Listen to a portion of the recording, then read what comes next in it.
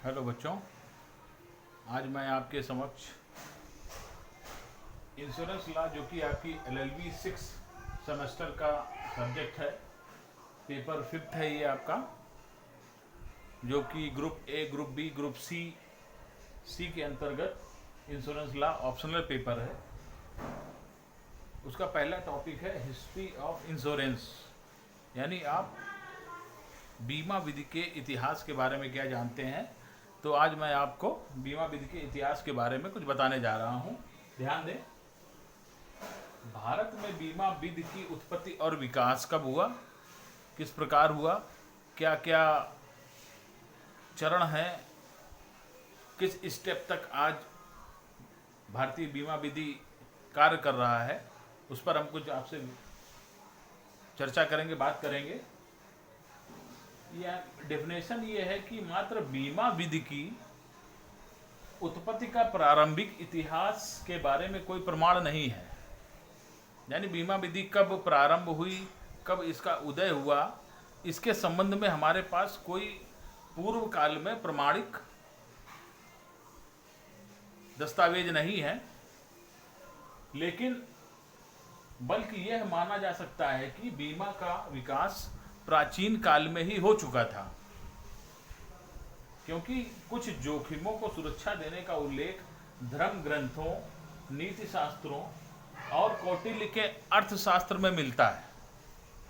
तो बच्चों, आगे बढ़ते हुए हम देखते हैं अथर्ववेद में प्रयुक्त शब्द योगक्षेमम, जो कि LIC का एक मोनोग्राम है, भारतीय जीवन बीमा निगम LIC, आप लोग सभी लोग जानते हैं, उसका एक मोनोग्राम जो है योगक्षेमम वहमयम।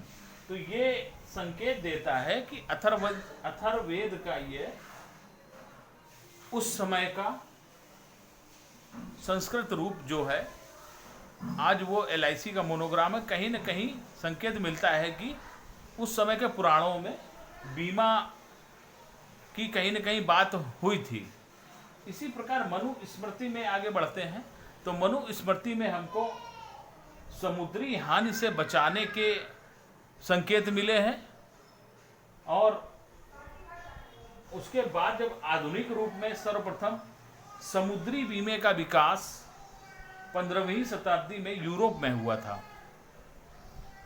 इसके तत्पश्चात 17वीं शताब्दी में अग्नि बीमा प्रचलन में आया। आधुनिक भारत में 1797 तथा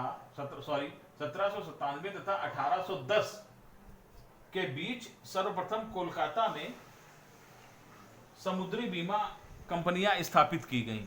ये तो इसका प्राचीन काल के इतिहास में इतना ही मिल पाया है, और बाकी इसके निरंतर कंटिन्यू आगे बढ़ने के लिए हम आपसे और बात करते हैं।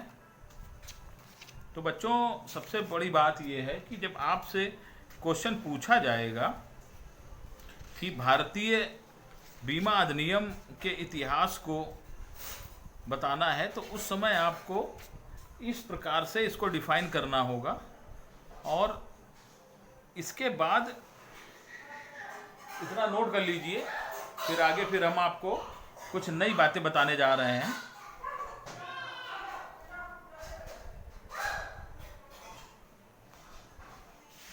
इसके बाद उस समय क्या था, समुद्री यातायात का प्रचलन था। समुद्री रास्तों से ही व्यापार, कारोबार, आने जाने की प्रक्रिया संचालित होती थी। तो उस समय मनुस्मृति से लेकर आधुनिक 15वीं शताब्दी तक जो भी बीमा की बात सामने आई, वो सब समुद्री बीमे की बात सामने आई है। उसके उपरांत समुद्री बीमा के पश्चात 1825 में alliance British foreign insurance company द्वारा मद्रास में एक एजेंसी कार्यालय स्थापित की गई, तथा उसके बाद 1872 में सबसे पहला बीमाकर्ताओं का संगठन मुंबई में स्थापित किया गया, जिसने लंदन में दुर्घटना कार्यालय संगठन, ओवरसीज और अग्नि कार्यालय समिति के साथ निकट संयोजन में कार्य किया। 1885 में लगभग 50 कार्यालयों में अभिकरण संस्थानों के माध्यम से बीमा का व्यापार प्रारंभ किया गया, किंतु इसको प्रीमियम दरों में समानता नहीं थी।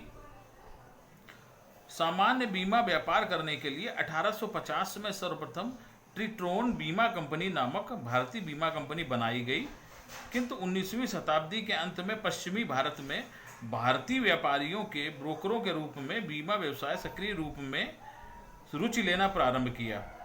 वर्ष 1882 में भारतीय ब्रोकरों ने मुंबई में अग्नि बीमा अभिकर्ताओं का एक संगठन बनाया। बाद में 1888 में कोलकाता और 1889 में चेन्नई में इसी तरह का संगठन बनाया गया। अग्नि व्यवसाय के लिए पहला भारतीय टैरिफ 1894 में बनाया गया। इसके बाद बॉम्बे सिटी और म्यूनिसिपल टैरिफ 1895 तथा कोलकाता में 1900 में बनाया गया। ये तो इसके बाद की बातें थी जो आप समझ रहे हैं। 1909 में भारतीय पूंजी से भारतीय वाणिज्यिक बीमा कंपनी की स्थापना की गई और प्रथम विश्व युद्ध की समाप्ति के बाद भारतीय बीमा के 7 सबसे बड़े कार्यालय स्थापित किए गए। द्वितीय विश्व युद्ध के दौरान भारतीय व्यापारियों ने विदेशी व्यापार भवनों को खरीद लिया, जिसके कारण बीमा व्यवसाय की संभावना में वृद्धि हो गई। इस दौरान 10 जीवन और सामान्य बीमा के संयुक्त कार्यालय, 15 सामान्य बीमा के कार्यालय स्थापित किए गए। इसके पश्चात भारतीय बीमा अधिनियम 1938 पारित किया गया, जो 1/7/1938 से प्रभावी किया गया। यह अधिनियम जीवन बीमा और सामान्य बीमा व्यवसायों के लिए संयुक्त विधायन था। यानी ये इसी के आधार पर आज हम बीमा कंपनियों का संचालन कर रहे हैं। इसमें जो एजेंट बनाए गए, नंबर 1, बीमाकर्ताओं का रजिस्ट्रीकरण, निक्षेप तथा सरकार को समय समय पर विवरण देना, प्रीमियम या कमीशन में छूट देना, कमीशन दरों का स्थिरीकरण करना, अभिकर्ताओं को लाइसेंस देना और बीमा के अधीक्षक का पद बनाना। उसके बाद वर्ष 1994 में बॉम्बे में घटित एक विस्फोटक घटना में बॉम्बे विस्फोटक क्षतिपूर्ति अध्यादेश 1944 को जन्म दिया गया।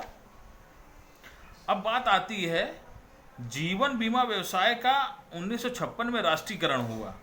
राष्ट्रीयकरण इंपॉर्टेंट डेट है, इसको नोट कर लीजिएगा। जीवन बीमा व्यवसाय का 1956 में राष्ट्रीयकरण हुआ और एकाधिकार के आधार पर जीवन बीमा व्यवसाय के संचालन के लिए भारतीय जीवन बीमा निगम निगमित किया गया। 1964 में भारतीय जीवन बीमा निगम के सामान्य बीमा में कुछ क्षेत्रों में प्रवेश किया।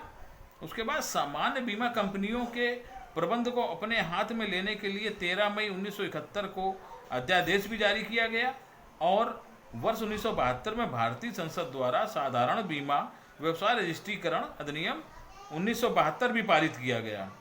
इसके उपरांत जिसमें 1/1/1973 से अपना काम शुरू कर दिया और इसके तत्पश्चात भारत में कार्यरत सभी 107 बीमाकर्ता कंपनियों को भारतीय साधारण बीमा निगम की 4 समानुषंगी कंपनियों के रूप में एक दूसरे के साथ मिला दिया गया।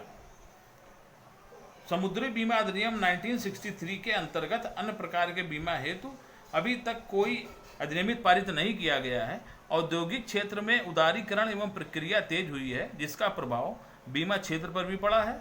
बीमा व्यवसाय से जुड़े संघों तथा बीमा व्यवसाय के निजीकरण पर मल्होत्रा समिति की संस्तुति के विरोध में बावजूद बीमा नियामक और प्राधिकरण अधिनियम 1999 पारित किया गया। परिणाम स्वरूप बीमा व्यवसाय सरकारी क्षेत्र में साथ साथ निजी क्षेत्र में आ गया।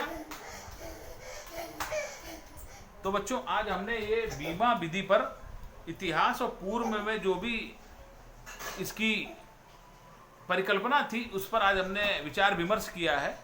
नेक्स्ट क्लास में आपसे पुनः इसके आगे की बात हम आपसे करेंगे। यहाँ तक आप इसको नोट कर लीजिएगा। नोट करने के उपरांत मैं आपको एक बात और बताना चाहूँगा कि जब भी इतिहास की बात पूछी जाएगी तब आपको इस प्रकार से इसका जवाब देना होगा, जो कि शॉर्ट एवं लॉन्ग क्वेश्चन के रूप में आपसे क्वेश्चन ही पूछे जाएंगे। तो इस प्रकार से आपको इसका जवाब देना होगा। तो बच्चों याद रखिएगा,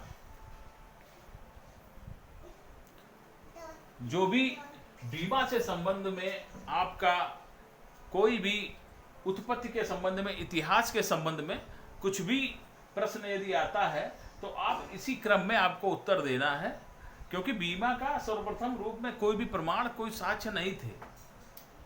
और तत्पश्चात कुछ काल्पनिक बातें थी, जो काल्पनिक बातों के आधार पर हम अथर्ववेद मनुस्मृति के अनुसार मात्र एक संकेत मिलते हैं कि कहीं न कहीं उस काल में बीमा संबंधित कोई ना कोई बात थी, कुछ बीमा के रूप में कुछ ना कुछ था। और यहाँ से शुरू में हमने जब भी देखा है तो मात्र समुद्री बीमे की बात कही गई है, और समय परिस्थितियां बदलते बदलते आगे चल के व्यापार कारोबार इस तरह से बढ़ता रहा कि अग्नि के द्वारा जो भी नुकसान या हानि या क्षति होने लगी, उसका परिणाम स्वरूप अग्नि बीमा भी उदय हुआ, अग्नि बीमा का उदय हुआ। तो हमारे 15वीं और 17वीं शताब्दी में अग्नि बीमा प्रचलन में आया, तथा आधुनिक भारत में 1797 तथा 1810 के बीच सर्वप्रथम कोलकाता में इस बीमा की स्थापना हुई, जो कि आपके सामने है। और नेक्स्ट क्लास में पुनः आपसे मुलाकात होगी। तब तक के लिए धन्यवाद।